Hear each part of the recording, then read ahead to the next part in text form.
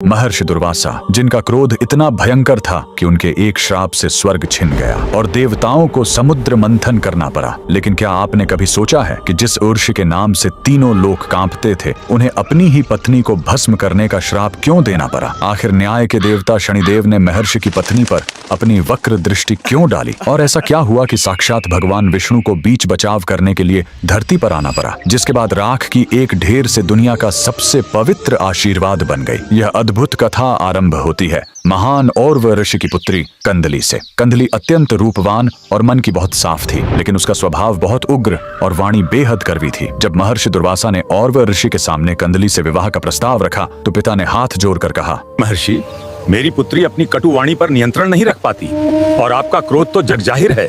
ये विवाह कैसे संभव है? तब दुर्वासा ऋषि ने वचन दिया, आप निश्चिंत रहें, मैं कंदली की 100 गलतियों और कड़वे वचनों को क्षमा करूंगा। इस वचन के बाद दोनों का विवाह हो गया। विवाह के पश्चात कंदली ने पति की सेवा तो पूरे मन से की, लेकिन अपनी कड़वी जुबान पर काबू नहीं रख सकी। बात बात पर क्लेश होता और दुर्वासा आर्षि अपना क्रोध पीकर उसकी गलतियां गिनते रहे। एक दिन कंदली यज्ञ के लिए जल भरने नदी किनारे गई। वह अपने ही कड़वे स्वभाव से दुखी थी। उसने एकांत में आसमान की ओर देखकर प्रार्थना की, हे देव, मैं मन से बुरी नहीं हूँ, पर मेरी जुबान मुझे अपनों से दूर कर देती है। मुझे कुछ ऐसा बना दो कि मैं पूरी तरह पवित्र हो जाऊं और किसी के काम आ सकूं। उसी समय वहां से कर्म फलदाता शनिदेव गुजर रहे थे। कंदली की यह पीड़ा सुनकर वे अत्यंत प्रसन्न हुए और अनजाने में ही उनकी वक्र दृष्टि कंदली पर पड़ गई। शनिदेव की दृष्टि का अर्थ ही है पुराने स्वरूप का विनाश और एक नए शुद्ध जीवन का आरंभ। अब कंदली का भाग्य बदलना तय था। जल लेकर जब कंदली आश्रम लौटी तो किसी बात पर उसका महर्षि दुर्वासा से फिर विवाद हो गया। शनिदेव की दृष्टि का प्रभाव शुरू हो चुका था। क्रोध में अंधी होकर कंदली ने अत्यंत कठोर वचन कह दिए और उसी क्षण उसकी 101वीं गलती पूरी हो गई। महर्षि दुर्वासा की सहन शक्ति का बांध टूट गया। उन्होंने हाथ में जल लिया